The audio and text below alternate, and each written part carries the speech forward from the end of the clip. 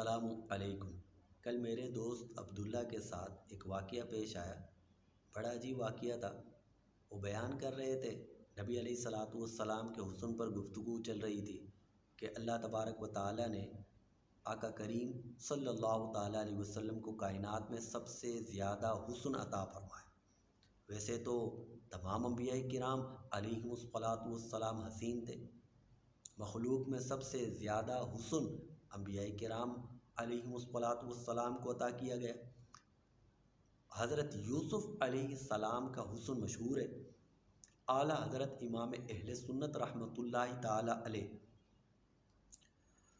حضرت یوسف کا نبی پاک صلی اللہ تعالیٰ علیہ وسلم سے تقابل کرتے ہوئے کہ حضرت یوسف کا حسن کیسا تھا، حضور کا حسن کیسا تھا، فرماتے ہیں حسن یوسف پہ کٹی مصر میں انگشت زنا، سر کٹاتے ہیں تیرے نام پہ مردان عرب۔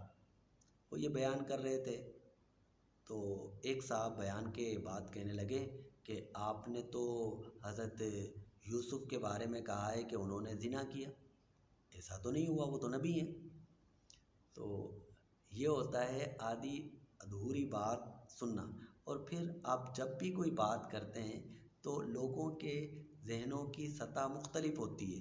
آپ کی درست بات بھی اور بہت ہی سہل اور آسان انداز میں کہی بات بھی بسا اوقات لوگ نہیں سمجھ پاتے۔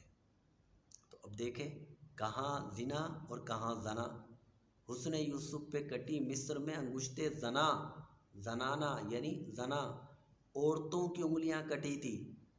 حسن یوسف دیکھ کر عورتوں کی انگلیاں کٹی تھی، یہ بات کہی جا رہی ہے۔ اب وہ زنا اور زنا میں فرق ہی نہیں کوئی سمجھے۔ تو بہرحال ایک نقطے نے محرم سے مجرم کر دیا مجھ کو۔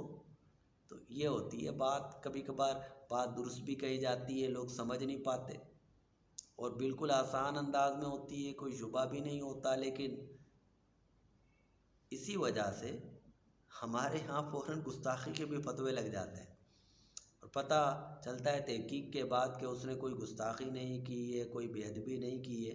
تو الامان والحفیظ، جتنی عقل اتنی بات، جتنی عقل اتنی بات سمجھی، جتنی عقل اتنی بات کہی گئی، جتنی عقل ویسا ہی اقدام۔ اللہ سمجھنے کی توفیق عطا فرمائے۔ السلام علیکم۔